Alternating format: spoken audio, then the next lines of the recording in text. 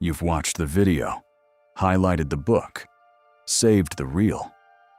Felt that spike of, okay, this time I'm actually going to change. And 48 hours later, you're doing exactly what you were doing before, scrolling for the next piece of content that promises to finally be the one that sticks. By the end of this video, you're going to understand why motivation was never the missing piece and why chasing it is quietly keeping you stuck. Meet Ethan, 29, works in sales, genuinely capable, genuinely wants more out of his life. He has 43 saved posts about discipline, 3 unfinished courses on building better habits, a journal with exactly 6 entries, always started with intense energy, always abandoned by the second week. Ethan isn't lazy. He's addicted to a specific feeling, the feeling of learning something new about self-improvement, and he's mistaken that feeling for actual progress. Here's the mechanism nobody names directly. Consuming motivational content triggers a real dopamine response, almost identical to the one you'd get from actually doing the thing. Your brain, for a few minutes, genuinely believes it accomplished something, because the neurological signature of learning about change and making change overlap enough to fool you. That's why watching a video about discipline can feel satisfying, even when nothing in your life moved an inch. You got the reward without the cost, and your brain, being efficient above all else, will always choose the cheaper option when it's available. Friedrich Nietzsche wrote about a version of this centuries before dopamine had a name. He called it the danger of knowledge that never becomes action, describing it as a kind of intellectual vanity that convinces itself its growth. Ethan isn't growing every time he saves another post. He's building a library of intentions that will never be executed.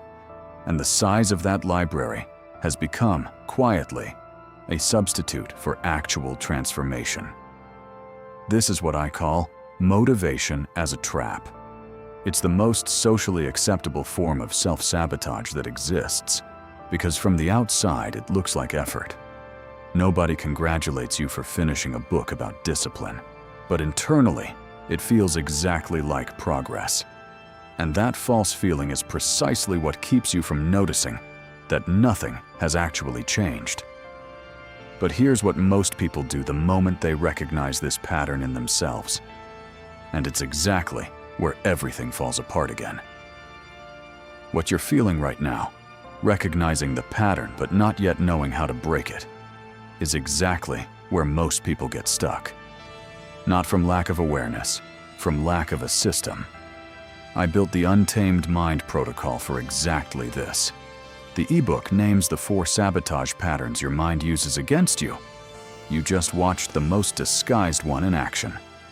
The Daily Performance Dashboard is where you turn this awareness into daily behavior, with 3 priorities, a focus timer, and an evening reflection that forces you to confront what actually moved and what didn't. The reprogramming audio works where knowledge alone doesn't reach, in the subconscious, anchoring the identity of someone who executes, even before they feel ready. 3 tools, 1 system, $9. Link in the description. The problem isn't recognizing the pattern, it's the moment after recognition. What you do with it. What most people do, once they see they've been mistaking learning for doing, is overcorrect.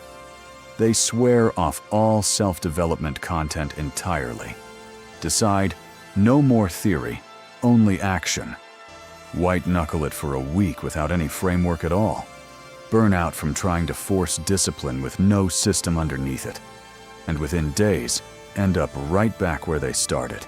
This time with an added layer of shame for having failed at even the extreme version of the fix. Ethan did something different. Instead of banning content entirely, he built one rule. For every piece of self-development content he consumed, he had to identify one specific, physical action to take within 24 hours. Not someday, not this week, but before he went to bed that same day. Not a big action, Sometimes it was a 5-minute version of the thing. The rule wasn't about intensity. It was about closing the loop between knowledge and behavior before his brain had time to file the content away as already handled.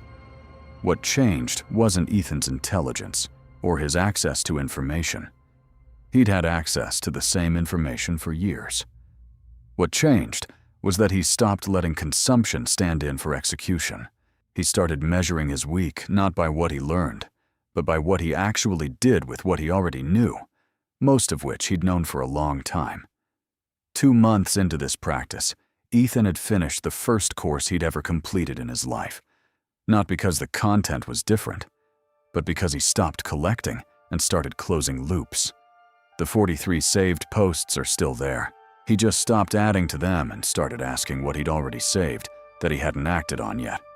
You probably have your own version of that saved folder, a graveyard of good intentions, each one representing a moment you felt like you were becoming someone new, and then quietly went back to being exactly who you were before.